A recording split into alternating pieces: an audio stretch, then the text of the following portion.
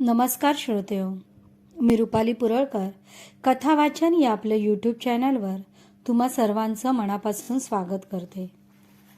पुस्तक विद्यार्थ्यांनो जागृत व्हा. लेखक डॉक्टर बाबासाहेब आंबेडकर.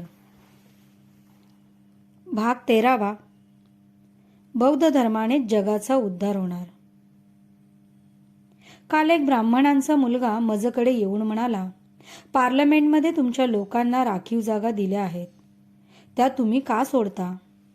मी त्यास म्हणालो, तुम्ही महार व्हा व त्या जागा पार्लमेंट असेंब्लीमध्ये भरा. नोकरी खाली असली की त्या जागा भरतात.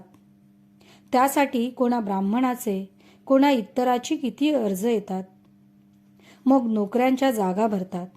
तशा या राखीव जागा तुम्ही ब्राह्मण लोक महार बनून का भरत नाही? आमचे नुकसान झाले तरी तुम्ही का रडता? असा माझा त्यांना सवाल आहे. खरे म्हणजे मनुष्य मात्राला इज्जत प्यारी असते, लाभ प्यारा नसतो. सद्गुणी व सदाचारी बाईला व्यभिचारामध्ये किती फायदा असतो हे माहिती असते. आमच्या मुंबईत व्यभिचारी बायांची एक वस्ती आहे. त्या बाया सकाळी 8 वाजता उठल्या की न्याहारीसाठी शेजारच्या हॉटेलात वर्दी देतात आणि म्हणतात, सुलेमान, अरे खिम्याची प्लेट व पावरोटी घेऊन ये. तो सुलेमान ते घेऊन येतो, शिवाय चहा, पाव, केक वगैरेही आणतो. पण माझ्या दलित वर्गीय भगिनींना साधी चटणी भाकरी देखील मिळत नाही. मात्र त्या इज्जतीने राहतात. आम्ही झगडत आहोत ते इज्जती करता.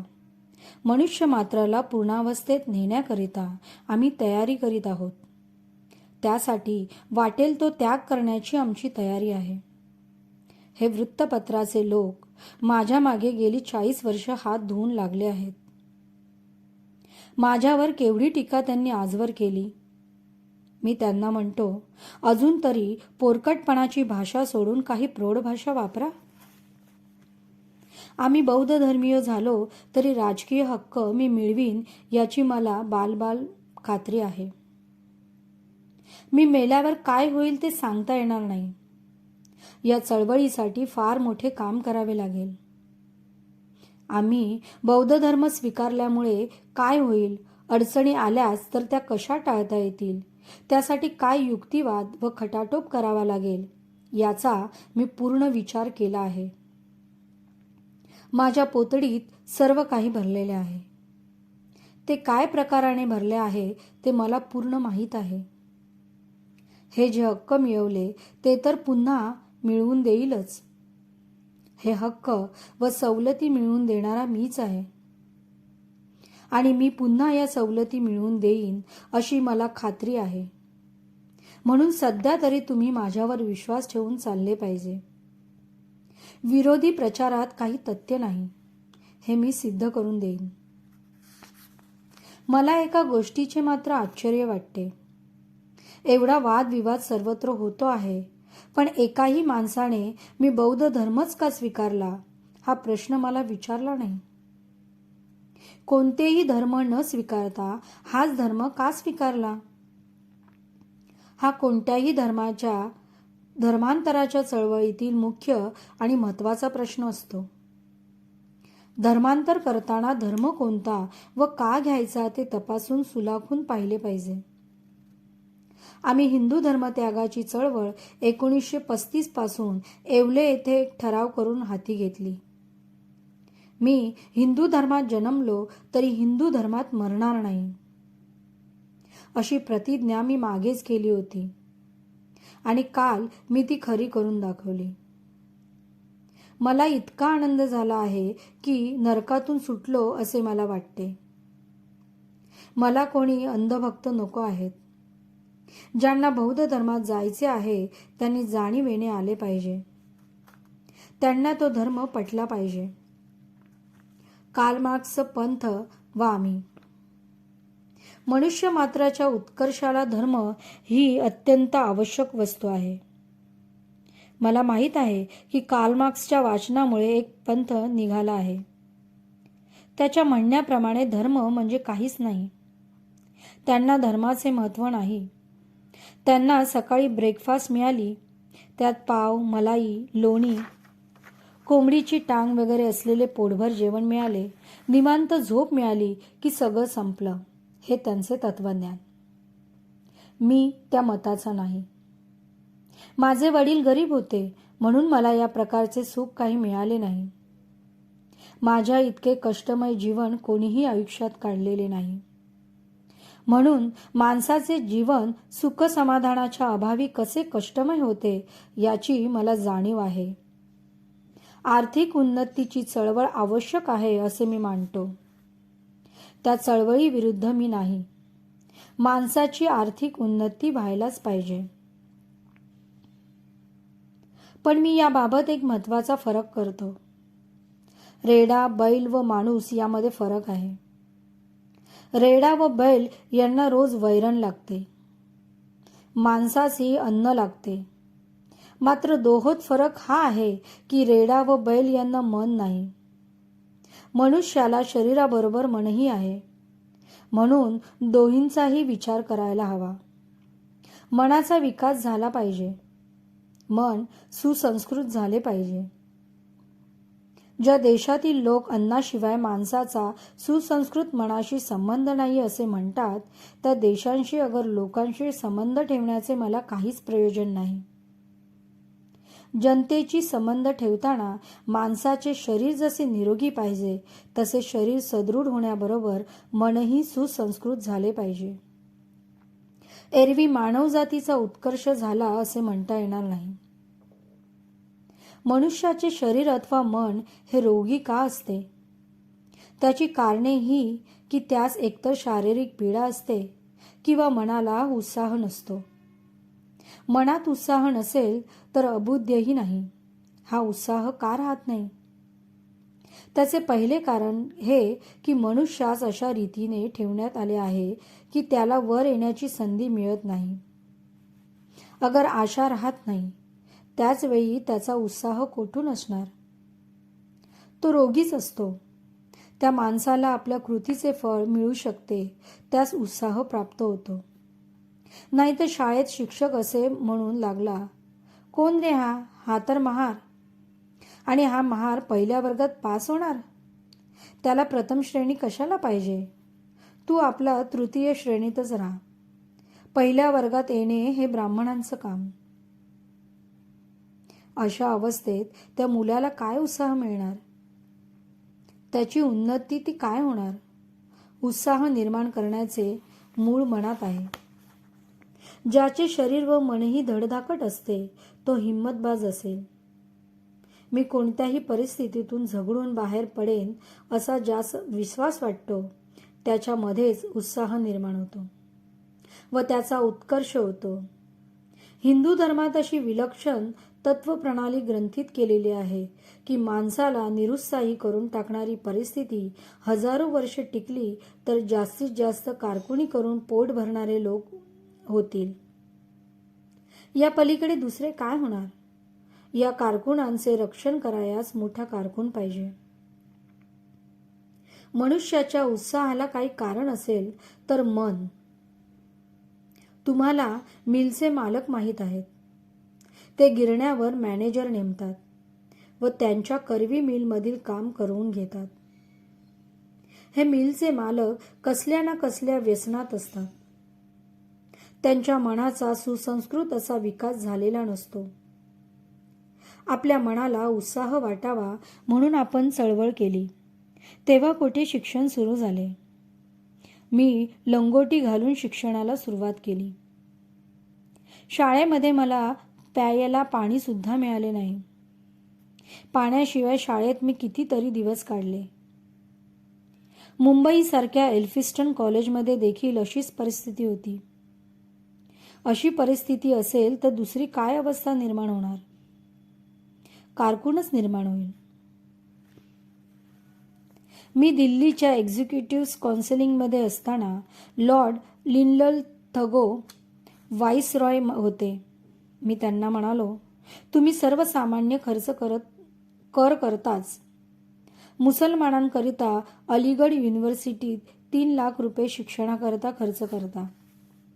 त्याप्रमाणे बनारसच्या हिंदू विद्यापीठास तुम्ही 3 लाख रुपये देता. मात्र आम्ही हिंदू नाही की मुसलमान नाही. आमच्यासाठी काही करायचे म्हटले तर त्यांच्या हजारो पटीने जास्त करायला हवे. निदान आमच्यासाठी मुसलमान इतके तरी करा. तेव्हा लिलनथिनगोने सांगितले, तुम्हाला याबद्दल काय लिहून आणायचे ते आणा. त्याप्रमाणे मी एक मेमोरंडम लिहिले. ते चोपडे अजून आहे. युरोपियन लोक मोठे सहानुभूतीचे होते. त्यांनी माझे म्हणणे मान्य केले. पण घोडे जे पेंड खाऊ लागते ते हे पैसे कोणत्या गोष्टीवर खर्च करायचे त्यावर त्यांना वाटत होते. आमच्यातील मुली शिकलेल्या नाहीत. त्यांना शिक्षण द्यावे. त्यांची बोर्डिंग काढावी व त्यावर पैसे खर्च करावेत. आमच्यातील मुलींना शिकवले व सुशिक्षित केले तरी त्यांना वेगवेगळ्या पक्वानाने पदार्थ करायला घरी सामान कोठे आहे? त्यांच्या शिक्षणाचा शेवटी परिणाम काय? इतर गोष्टींवरील रक्कम सरकारने खर्च केली व शिवणावरील अडवून ठेवली. म्हणजे एके दिवशी मी लिलनथिनगोकडे गेलो आणि त्या शिक्षणावरील खर्चाबाबत म्हणालो, तुम्हाला राग येणार नसेल तर एक प्रश्न विचारतो. मी एकटा 500 ग्रॅज्युएट्सच्या समान आहे की नाही? ते त्यांना मान्य करावे लागले. नंतर मी पुन्हा विचारले, याचे कारण काय? ते म्हणाले, ते कारण आम्हास माहीत नाही. मी म्हणालो की माझी विद्वत्ता एवढी मोठी आहे की मी राजवाड्याच्या टोकावर जाऊन बसू शकतो. मला अशी माणसे हवी आहेत.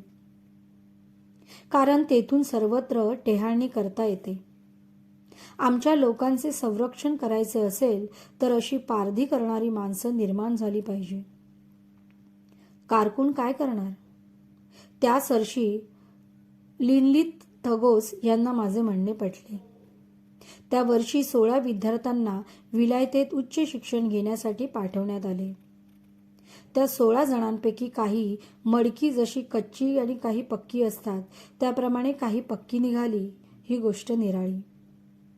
पुढे राजगोपालचारी यांनी ही उच्च शिक्षणाची योजना रद्द करून टाकली. या देशात आम्हाला हजारो वर्ष निरुत्साही करून ठेवली अशी परिस्थिती आहे. ही परिस्थिती जोपर्यंत आहे तोपर्यंत आपल्या उन्नतीबद्दल उत्साह उत्पन्न होणे शक्य नाही. या बाबतीत या धर्मात राहून आम्ही काहीच करू शकत नाही. मनुस्मृतीमध्ये चातुर्वर्ण्य सांगितले आहे. चातुर्वर्ण व्यवस्था ही मनुष्यमात्राच्या उत्कर्षाला अत्यंत घातक आहे. मनुस्मृतीत लिहिलेले आहे की शूद्रांनी फक्त सेवा चाकरी करावी. त्यांना शिक्षण कशाला? ब्राह्मणाने शिक्षण घ्यावे, क्षत्रियाने शस्त्रे धारण करावीत, वेश्याने व्यापार उदीम करावा व शूद्राने चाकरी करावी. ही घडी कोण उलगडू शकेल? ब्राह्मण, क्षत्रिय व वैश्य वर्णांच्या लोकांना काही ना काही फायदा आहे. शूद्रांचे काय? शूद्रांचे काय? 3 वर्ण सोडले तर इतर जातीत काही उत्साह उत्पन्न होईल का? चातुर्वर्णांची व्यवस्था काही फुकाफुकी नाही. ही रूढी नाही, हा धर्म आहे. हिंदू धर्मामध्ये समता नाही. गांधींना एकदा मी भेटायला गेलो असता ते म्हणाले, मी चातुर्वर्ण मानतो. मी म्हणालो, तुमच्यासारखे महात्मे चातुर्वर्ण मानतात, पण हे चातुर्वर्ण कोणते व कसे?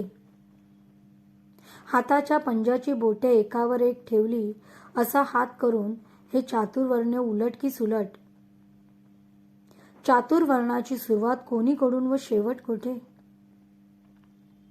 गांधींनी नाश केला त्याचा देखील हा धर्माने नाश केला होईल. हा मी हिंदू धर्मावर उगीच आरोप करीत नाही. हिंदू धर्मामुळे कोणाचाही उद्धार होऊ शकणार नाही. तो धर्मच नष्ट धर्म आहे. आपला देश परकीयांच्या ताब्यात का गेला? युरोपमध्ये 1945 पर्यंत लढाया चालू होत्या. जेवढे सैन्य मरत असे तेवढे रिक्रूट भरतीमध्ये पुढे येत असे. त्यावेळी कोणतीही आम्ही लढाई जिंकली असे म्हणू शकलो नाही. आमच्या देशाचे सगळे काही निराळे. क्षत्रिय मेले की आम्ही खल्लास.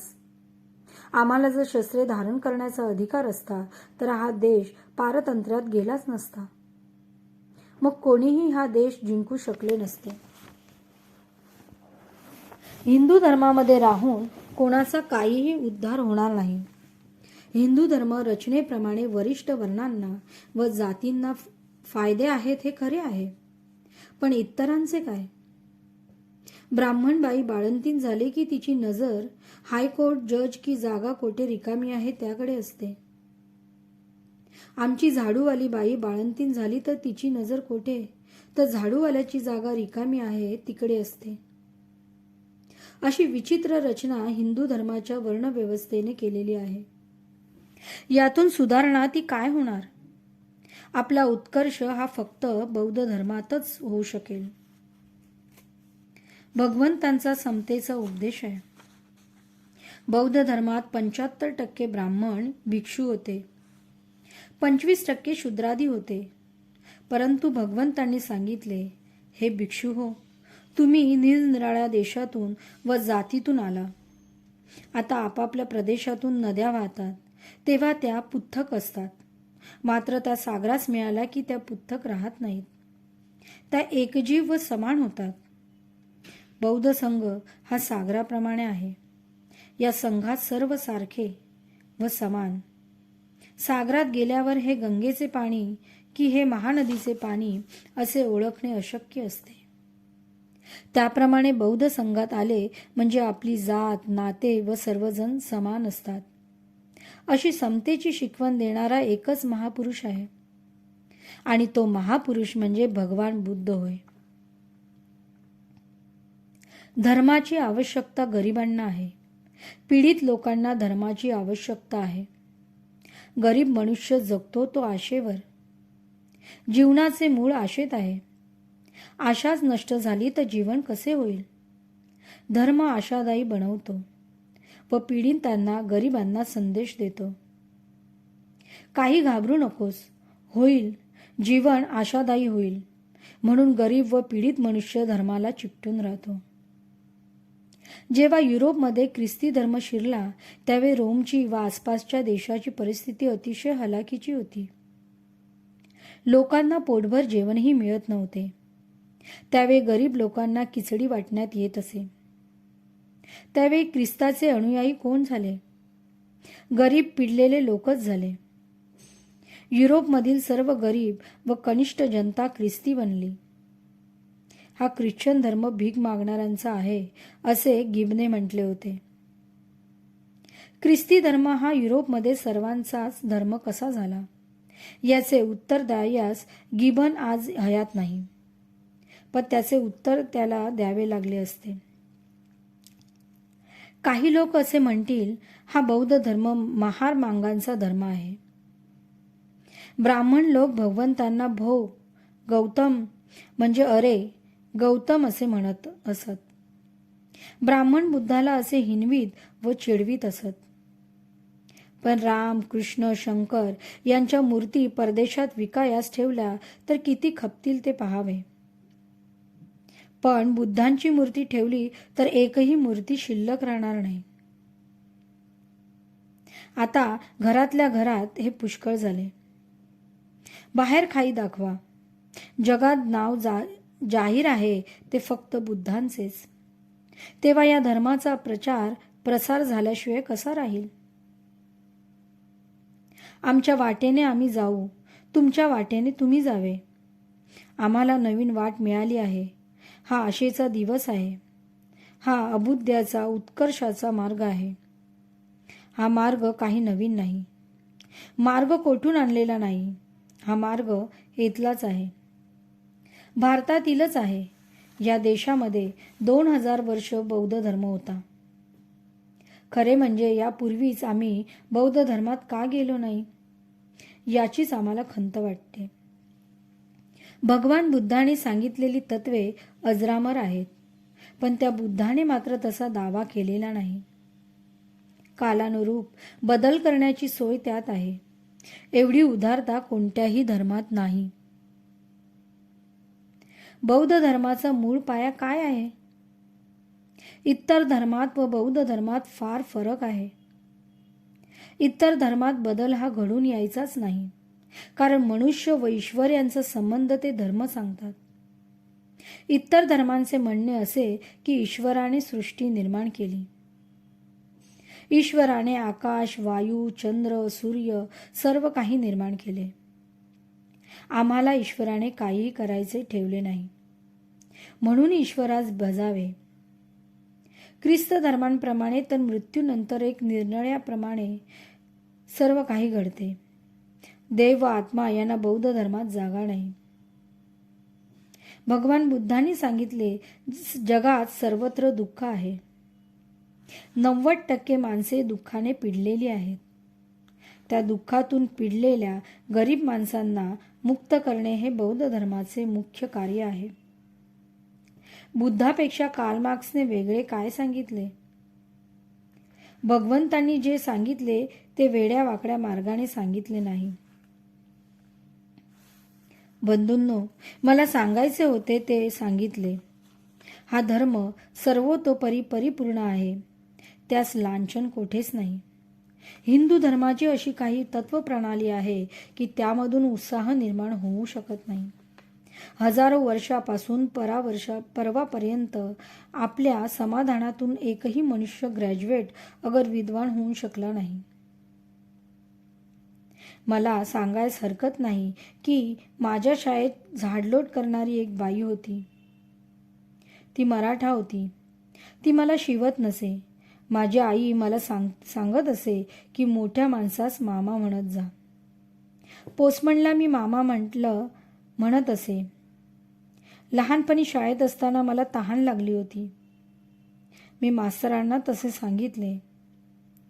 मास्तरांनी माझ्या संरक्षणाकरता चपराशाला दुसरीकडून बोलावून व याला नळावर ने असे सांगितले. आम्ही नळावर गेलो. चपराशाने मग नळ सुरू केला व मी पाणी प्यायलो. मला 6 दिवस शाळेत पाणी प्यायला मिळत नसे. पुढे मला डिस्ट्रिक्ट जजाची नोकरी येऊन दिली होती, पण ती घोरपड मी गळ्यात बांधून घेतली नाही. माझ्या बांधवांचे कार्य मग कोण करील असे माझ्या पुढे कोडे होते, म्हणून मी नोकरीच्या बंधनात अडकलो नाही. मला वैयक्तिकरित्या त्या देशातील कोणतीही गोष्ट अशक्य नाही. तुमच्या डोक्यावर वैश्य, क्षत्रिय, ब्राह्मण अशी जी उतरली चढलेली आहे ती अशी उलटेल व मोडेल हा खरा प्रश्न आहे. म्हणून या धर्माचे ज्ञान सर्व प्रकारे तुम्हाला करून देणे हे माझे कर्तव्य आहे. मी पुस्तके लिहून तुमचा शंका कुशंका दूर करीन व ज्ञानाच्या पूर्णावस्थेला तुम्हास नेण्याचे सर्व प्रयत्न कुशंका दूर करीन व ज्ञानाच्या पूर्वावस्थेला नेण्याचा मी प्रयत्न करीन. आज तरी तुम्ही माझ्यावर विश्वास ठेवू लागले पाहिजे. मात्र तुमचीही समान वाटेल अशी कृती केली पाहिजे. तुमचीही मोठी जबाबदारी आहे. तुमच्याबद्दल इतर लोकांना आदर वाटेल अशी कृती तुम्ही केली पाहिजे. बौद्ध धर्मानेच जगाचा उद्धार होणारा हा धर्म म्हणजे आपण एका गळ्यात मडे अडकवून घेत आहोत असे मागू नका. बौद्ध धर्माच्या दृष्टीने भारताची भूमी सध्या शून्यवत आहे. म्हणून आपण उत्तम रीतीने धर्म पाळण्याचा निर्धार केला पाहिजे. नाहीतर महार लोकांनी तो निंदाजनक स्थितीत आपणास आणला असे होऊ नये. म्हणून आपण दृढ निश्चय केला पाहिजे. हे आपल्याला साधले तर आपल्याबरोबरच देशाचा इतकंच नव्हे इतर जगाचाही उद्धार होऊ. कारण बौद्ध धर्मानेच जगाचा उद्धार होणार आहे. जगात जोपर्यंत न्याय मिळत नाही तोपर्यंत शांतता राहणार नाही. तरुणांनी केवळ पोटाचे पाईक होऊ नये. हा नवा मार्ग जबाबदारीचे आहे. आपण काही संकल्पना केला आहे, काही इच्छितलेले आहे हे तरुणांनी लक्षात घ्यावे. त्यांनी केवळ पोटाचे पाईक बनू नये. आपल्या प्राप्तीचा निदान 20वा हिस्सा या का कमी होईना असा निश्चय करावा. धन्यवाद. श्रोते हो, प्रबुद्ध भारत दीक्षा या वृत्तमानपत्रामध्ये विशेषांक दिनांक 27/10/1956 नागपूर येथे दीक्षाभूमीवर दिनांक 15/10/1956 रोजी बाबासाहेबांनी केलेले हे भाषण आहे.